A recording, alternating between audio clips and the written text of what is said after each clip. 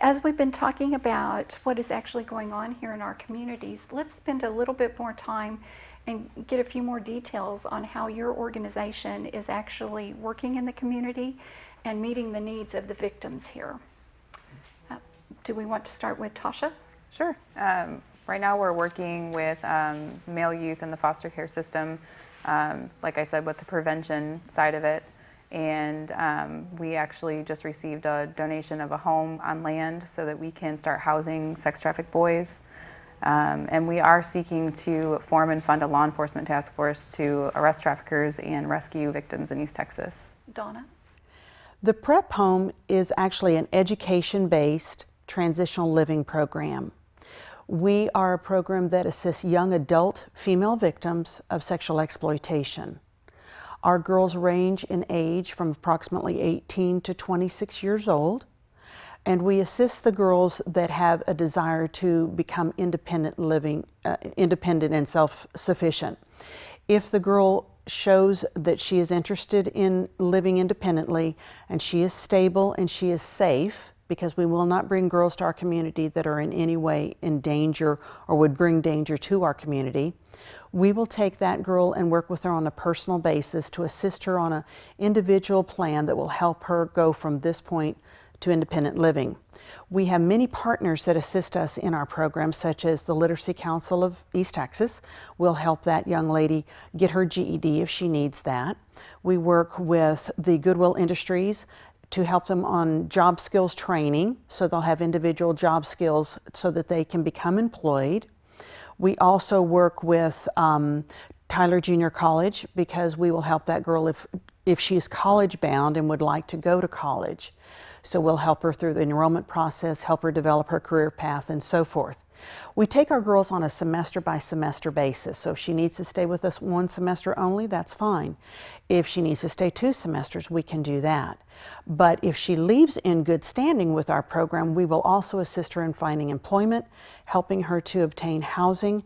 We will also probably work toward helping her through her new employment to also get a car so that she is successful and achieves her goals.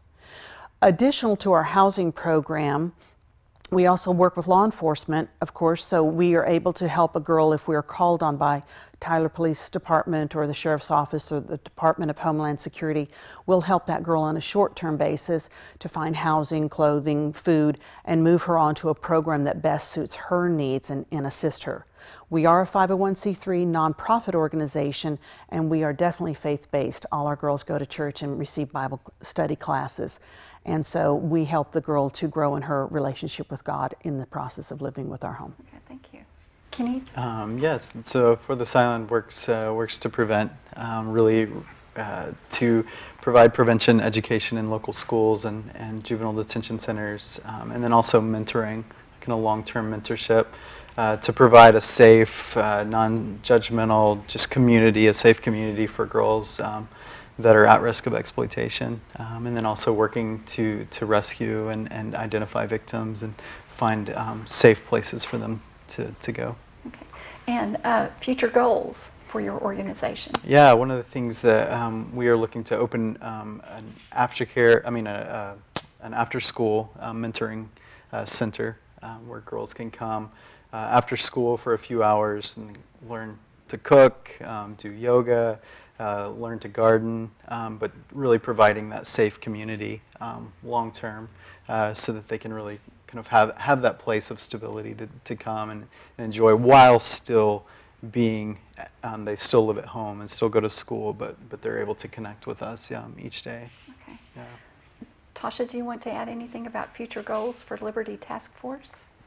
We do want to work on, we have a sexual purity program that we're trying to implement, and that would be key in like what we talked about with the pornography issue. It talks all about that and really helps men work through those issues, and so we can, I think the statistic right now is 68% of men in the church are watching pornography on a weekly basis. So if they're contributing to that, there's not too many men that are probably going to want to help with the anti-trafficking movement. So it's really awesome when we see that there are some men out there, because it's a huge problem. And so just to get to the roots of the problem and to get to the demand would be the sexual purity programs or John schools.